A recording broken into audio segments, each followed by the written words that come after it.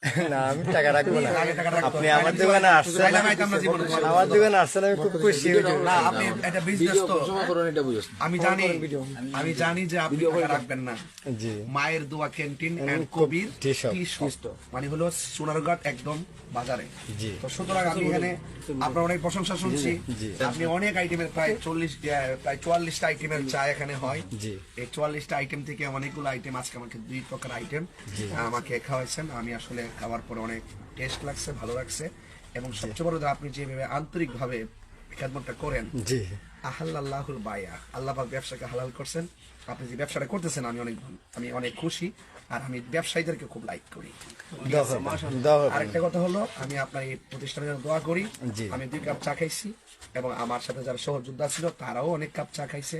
আমি আপনাকে 500 টাকা আমার পক্ষ থেকে দিলাম, আপনারটা আমি ফ্রিলি খাইয়ে গেলাম, আর এটা আমি মহব্বতে খেদমত করে গেলাম।